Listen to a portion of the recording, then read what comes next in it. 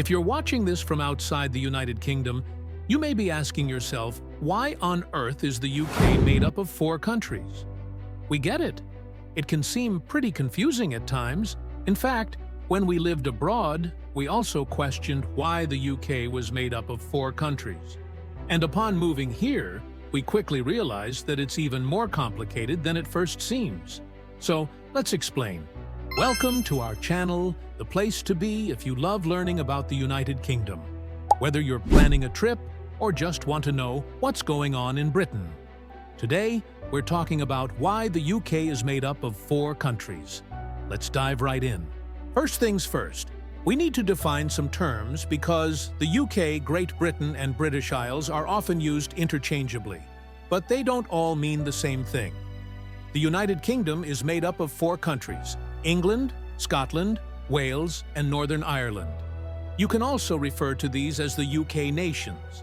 Sometimes people will refer to them as Great Britain, especially those who are American, but the two terms aren't interchangeable. Great Britain refers to the official political entity that is made up of England, Scotland, and Wales. Those 3 countries make up the geographical area known as Great Britain, which is technically a part of Europe. It excludes Northern Ireland, which, while being a part of the United Kingdom, is located on the island of Ireland, which is just off the coast of mainland Europe. Got it? Yeah! Good. Now that we've got that out of the way, let's look at why the UK is made up of 4 countries. This is a question that has a pretty simple answer, but whose solution is a bit complicated. Let's break down how the UK evolved over time. Around 2,000 years ago, the Celtic tribes of Britain were conquered by the Romans. The Romans then began to settle the land and influence its culture. After they left, Germanic tribes such as the Angles, Saxons, and Jutes began to take over the area. So far, so simple, right? Well, hang on because it gets a little more complicated. 1707 is actually considered to be the date of the formation of the UK, even though it only included 2 countries. At this point, the Scottish and English parliaments were merged, but the Scottish people did not become a part of England. They simply gained representation in the English Parliament. Instead, both continued to exist as separate countries.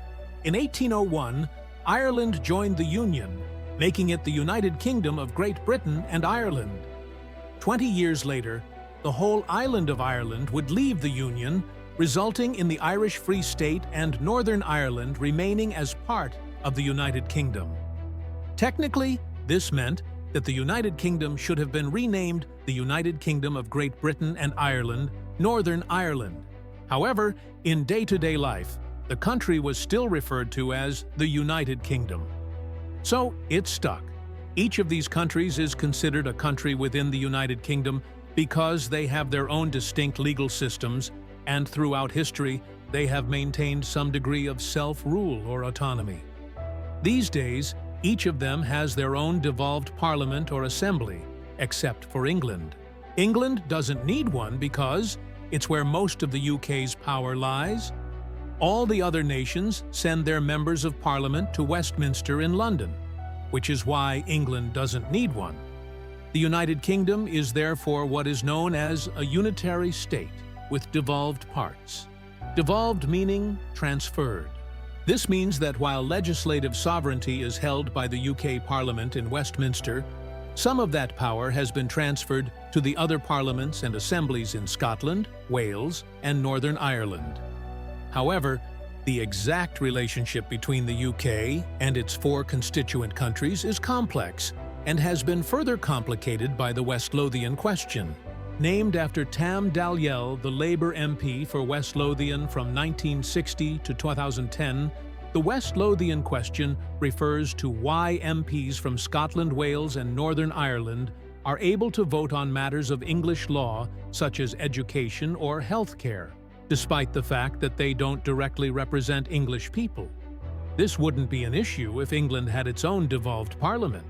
But because it doesn't, MPs from outside of England can pass laws that affect England's citizens.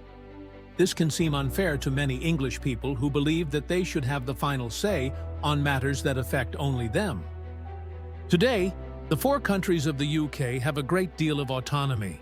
In fact, each has its own distinct culture and identity. Scottish people are fiercely proud of their nationhood and its heritage, which is very different from that of England. Despite this, they share a great deal with each other and have done for hundreds of years. The Wars of the Roses between the houses of York and Lancaster might suggest otherwise, but they are now united in their Britishness. The UK is therefore a union of four countries with overlapping national identities. The idea of the union can sometimes seem controversial, but it's important to remember that it is ultimately made up of a series of treaties, legislation, and compromise. There is no single constitution that defines the union. So there you go. Now, you know why the UK is made up of four countries. So we'd love to know, which part of the UK would you visit and why? Let us know in the comments below. And don't forget to like, share, and subscribe so you never miss any of our videos. Thanks for watching. We'll see you again soon. Bye.